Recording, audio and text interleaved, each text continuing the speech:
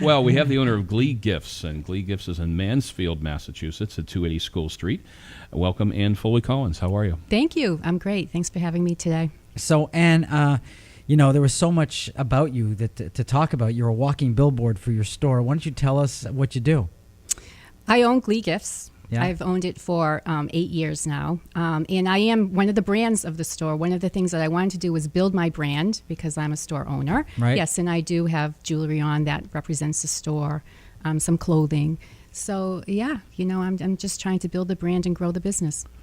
So do people stop you on the street? Like, I stopped you as soon as you walked in, and I said, wow, corkscrew jewelry. Yeah. And it's really quite attractive. Do people? Yeah. And I see the shirt with the shirt that you have. Do people stop you and say, where do you get that? Yes, yeah.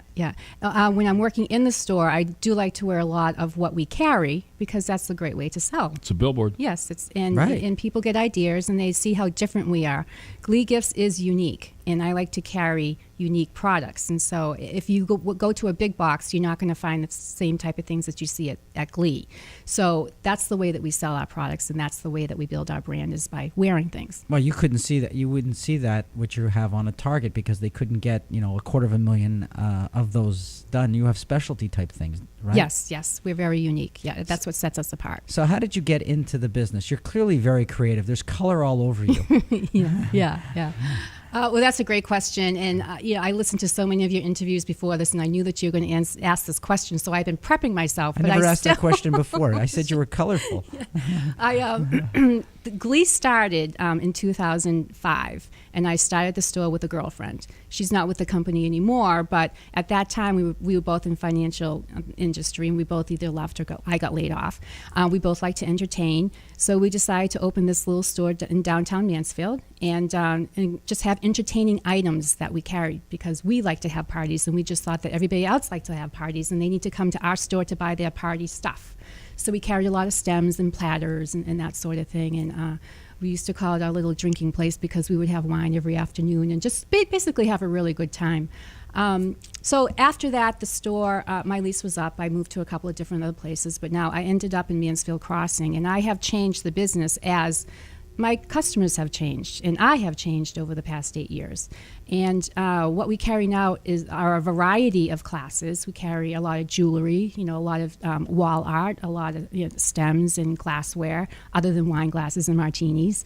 A lot of personal accessories, like scarves and that type of thing. And so we've broadened our base over the year, and the business has grown as a result of that. So I'm very proud of what we've done. So you're really doing from personal to environment. You're creating more beauty. Well, you could say that. Yes. Yeah. It's I don't know about. Well, what do you mean by beauty? Well, you make your people feel better about themselves. Right. Yes. Look better. Their environments, their homes. Yeah, right. Yeah. So I could have used other terms. I was trying to make it a positive ways for it, but. I would assume that's a tough business. You're dealing with disposable income. It's not necessarily necessity items that people are buying from you. Oh, it's been so tough. I can't even tell you how tough. Last year. Come on, Rodney. Come on. Ooh. I don't know what to say. Exactly. How tough was it?